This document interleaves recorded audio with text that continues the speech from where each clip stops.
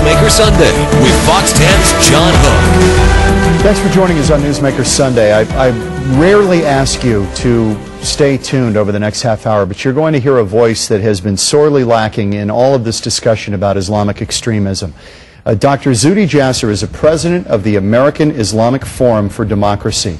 He is a moderate and reasonable voice in a world of chaos, and we're just pleased to have you here today. And let me read a quote from you and something you just wrote recently in the Washington Times. You said, I have watched horrified as assassins have read out the words from my Holy Quran before slitting the throats of poor innocent souls. How did my beautiful faith become linked with such ugliness? It breaks my heart. You know, my parents came here from Syria in the mid-'60s, so that when they stepped on the soil here, they taught me throughout my life that they were able to practice their faith of Islam here more freely than they could anywhere else in the world. And after 9/11, our world changed, and I realized that from the world back home, our motherlands, there's a cancer, and that cancer comes from political Islam, a toxic mixture of a political movement, a global political movement with the spiritual path of Islam. And it's sad because the spiritual path is that of the same moral and humanitarian ethic of Judaism and Christianity. And to see this type of violence and barbarism done in the name of my faith just causes me to take whatever time I can out of my work week to fight it. You have heard the criticism after 9/11. Everybody, so many people were saying, where's the outrage among the Muslim community? Now you're expressing it, but you've been dampened by maybe people from CARE who also spoke out against, but you feel that some of this is duplicitous. I sense you're not buying their positions. That's the Council for American Islamic Relations, CARE. And we've had the imams on this program. We're going to talk about that issue. Deidre Aboud's been on this program.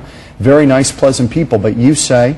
I think they don't get it. I think they don't understand that this is not just about condemning vague concepts of terrorism. Our soldiers and our citizens are fighting a real enemy. This is not just some concept of terror, which is a tactic. It's an ideology. It's entities like Al-Qaeda, Hezbollah, Hamas, Islamic Jihad, Jamaat Islamiyya, all these organizations which most American public don't really know. All they know is that when they travel, they're in fear for their life in airports and in transportation. And we have to be specific. For America to understand that we're on the same page as they are on the war on terrorism, we have to say that we not only condemn terrorism, we condemn Al-Qaeda, we condemn Islamism as a global movement against a caliphate. All these kind of things, if we're not specific, it's platitudes, and it's not going to make any impact. And the statistics show that. They have, despite all of their agenda of victimization, every other week with a new complaint of how our rights are being infringed, it's done nothing to change the polls of perceptions. The negative perception about the faith of Islam is 50% now, and that's much worse than it was right after 9/11. So there's something wrong with their agenda, and they need to be spending most of their resources, as our organization is trying to do, is on fighting the ideology and changing and reforming our community to get rid of that cancer. You're saying that Muslims who may not attend mosque but practice their faith, and you can do this without attending mosque. The hierarchy of Christianity with churches and being a member and it is not really part of Islam. And Islam is just the mosque is a place to worship. You practice most of your faith at home with your family. You have community and you learn from the imam. Contrary to our friends, the imam doesn't mean leader. It means teacher, just like rabbi means teacher. So they like it to mean leader because they want to lead society and mix their imam, their teaching role with being leaders of society and government. But that's not what it means. Government should be separated from our clerics and from our teachers of religion. Are you saying that you're speaking for the majority of Muslims, a silent majority? I hope so. Now all I can say is I speak for myself, and that's really all I ask CARE and these organizations is to, if they only put a footnote every time they spoke, that they only speak for their membership and they only speak for their donors, then I'd be fine. But the problem is it ends up seeming that all Muslims agree with this lawsuit against U.S. Airways. All Muslims agree with their agenda. And I think there's a silent majority of Muslims that are unaffiliated. And we know only 30% of Muslims are mosque going.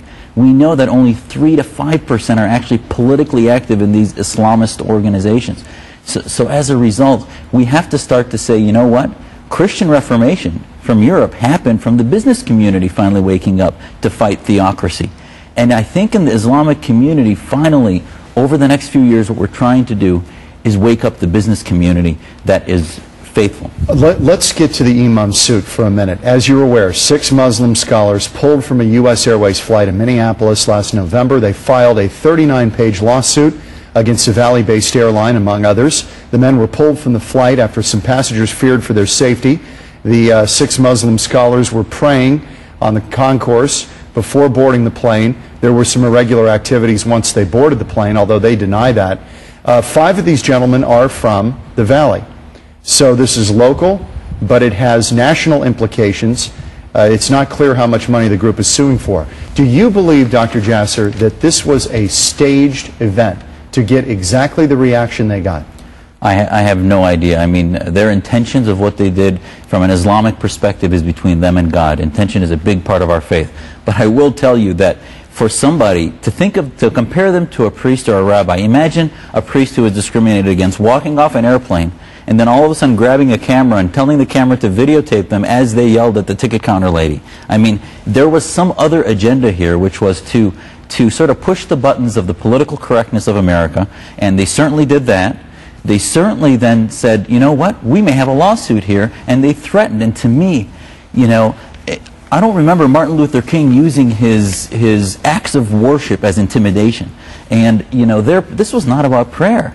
I pray in public with my family when I'm at the park. We pray. I'm not shy.